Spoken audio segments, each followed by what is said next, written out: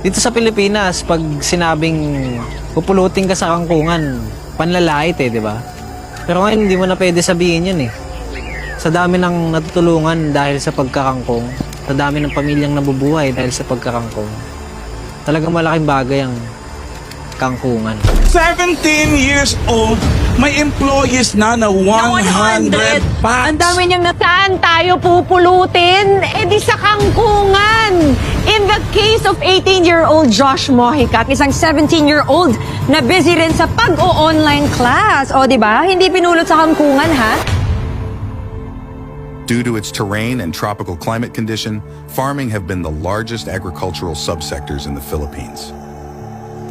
Tingin ko kasi dito sa lugar na to, ang farmer konting-konti na lang Napaka-konti na lang. So, wala nang future masyado.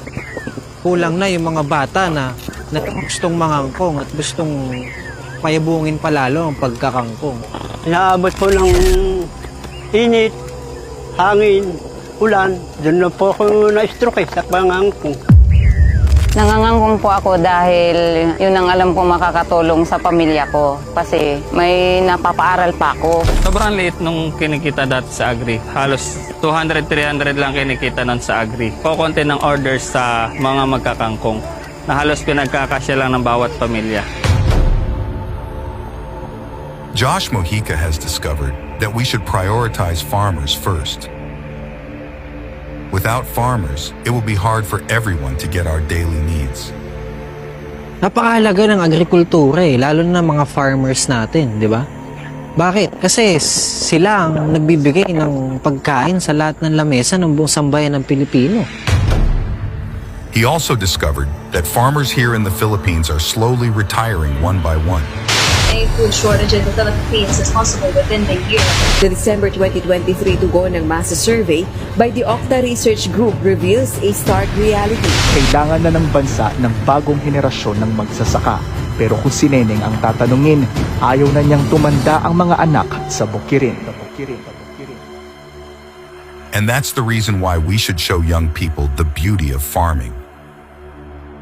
Kaya kailangan i-prioritize natin sila kasi kung wala sila, walang kakainin ng Pilipinas. Wala tayong kakainin dito.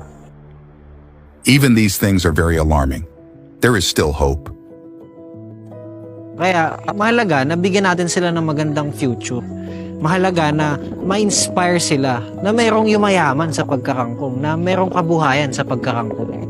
20 years old Josh's goal now is to educate more farmers so we can sustain the production of our agricultural products.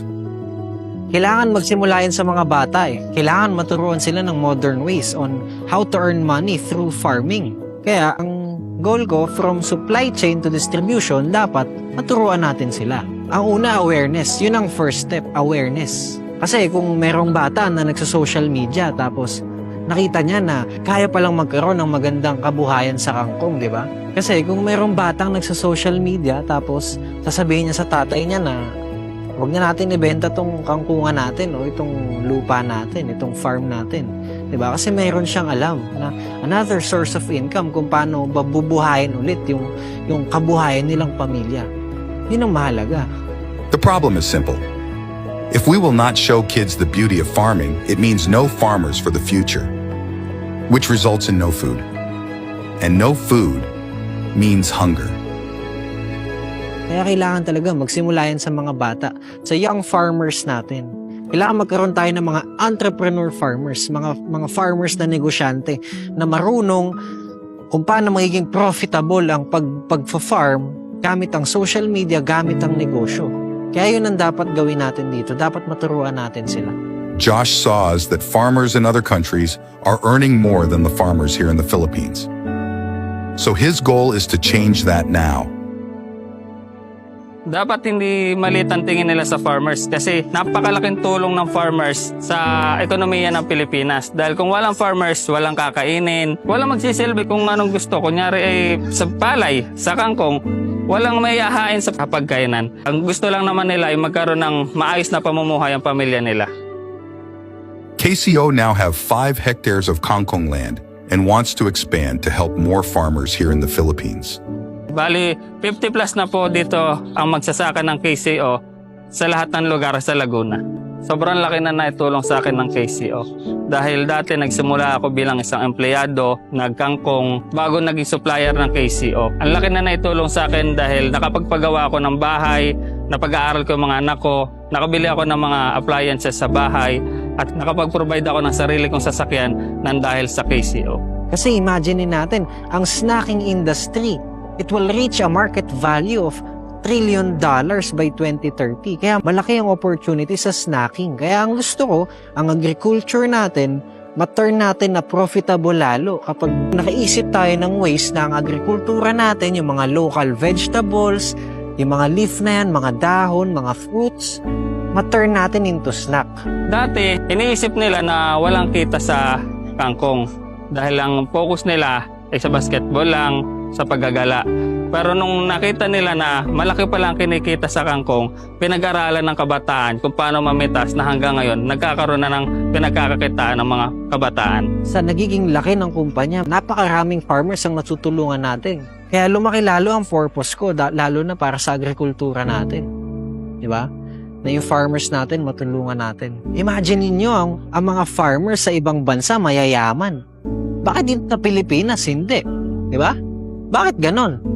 Ba't sa ibang bansa, ang mga farmers doon, malaki ang kinikita, malaki ang pera nila?